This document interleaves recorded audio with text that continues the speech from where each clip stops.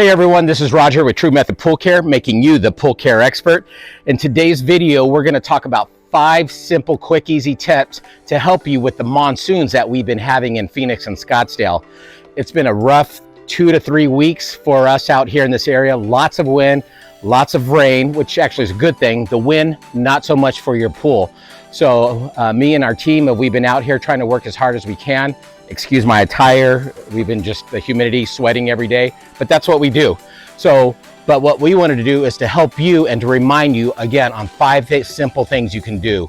One is turn your system on and see if your vacuum is moving. Obviously, if it's moving around or the wheels are moving.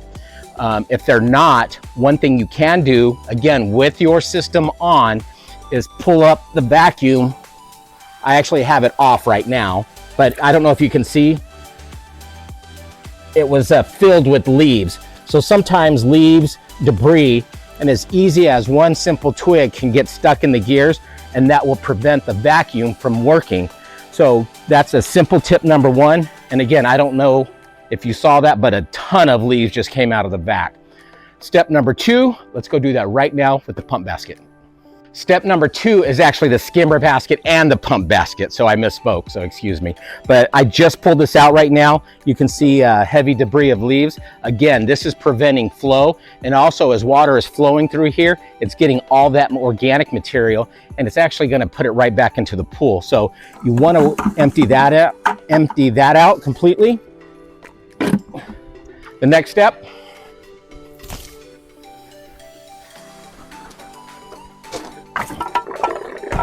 your skimmer basket. With the system off, empty out the skimmer basket. And one more thing you want to do while this is open, while the lid is off and the basket out, is check that impeller. Again, I cannot stress, with the system off, your hand and move around the impeller to see if anything's stuck, because if it's stuck, it will reduce the flow. We actually have a video on that as well that we're going to attach to this video. So that's step number 2. So step number 3 was check the impeller. Step number 4 is check your inline canister, and that usually gets clogged with debris as well. That's a great item to have if you have a lot of leaves. So if you do not have one and you have a suction side cleaner, we highly recommend getting one. Get the proper one, and the one we do recommend is a Hayward W530. You can go on Amazon and order it, and we'll also send you a link. So step number 5, net out on the surface or at the bottom any big debris that you see, because if it's still in the bottom of the pool, it will clog up the vacuum and then the vacuum will stop. So just get your net out, get some of that larger debris, help your vacuum out, put on some music, enjoy the humidity, enjoy the hot sun, and get that out. And I saved the most important bonus tip for last, which really meant I forgot to put it in the original video, but now I'm calling it a bonus tip. So a bit of transparency, just having fun. One of the most important things you can do, while I mentioned the other 5, is to backwash your filter. If you have a sand filter or DE, make sure you're backing those with all that organic material, all that dirt. Those filters are weighed down heavy with that organic material. So if you backwash a DE, make sure you're recharging it with a DE.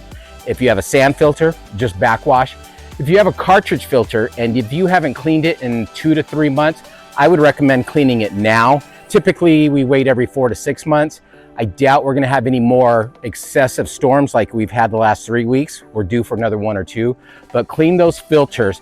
That will help your system lower the pressure, get rid of all this dirt and organic material in the pool. So this is Roger with True Method Pool Care, making you the pool care expert.